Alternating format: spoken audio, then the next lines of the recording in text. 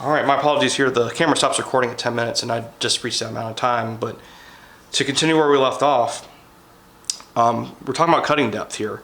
So with the cutting depth, again, we don't want to go too deep. I'm going to allow for 24 millimeters depth beyond the top surface of the guitar into this cavity.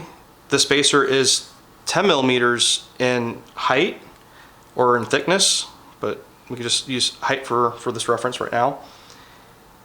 So if I want to have a 24 millimeter deep cut in my body, I need to make sure that my router bit protrudes out of the router base a total of 34 millimeters. So I want the top of this, the very edge of this on the outside top, to be 34 millimeters from the base of the body to account for this 10 millimeter template, if that makes sense.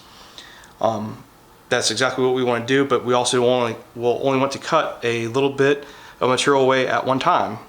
You don't want to cut too deep, because the deeper you go all one pass, the more chances for mistakes. Also, the faster you're going to burn out your routing bit. So I'm using here, it's a 1/2 inch diameter routing bit with the bearing on it. And you might want to get yourself a couple different depths of this. It could be helpful to have a couple different depths. But being 1/2 inch diameter, I don't want to go any more than 1/2 inch deep per cut. I don't want to go any deeper than the diameter of this bit in one pass. So what I would do is just follow this around with my router. We're going to want to make sure we're going clockwise in the inside diameter of this hole. We don't want to go counterclockwise, because that's not the direction that the router spins. That's not the way to make an inside diameter cut. So we would make sure to have this piece right here. Before you go set it to the full 34 millimeters depth to account for the thickness of this. You're going to go a little bit at a time, but you need to make sure that the bearing, whatever depth you're setting it at first, make sure that that bearing is riding against this plastic. And then it'll follow itself around and wipe out the material from there.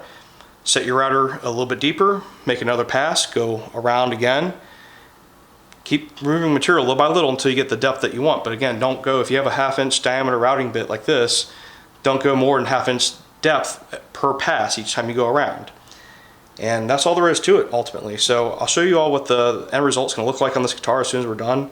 I'll have a couple pictures of that. No need to really do a video, but ultimately, when you're done, all you're going to do is you're going to peel back the tape. The tape's going to come off the guitar, come off the template. Your super glue won't be adhering to anything, so you're not going to have any problems with anything stuck to your guitar.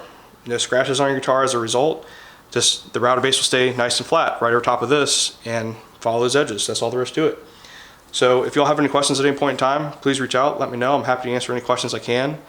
And thank you very much. Hope you all have a great day. Bye.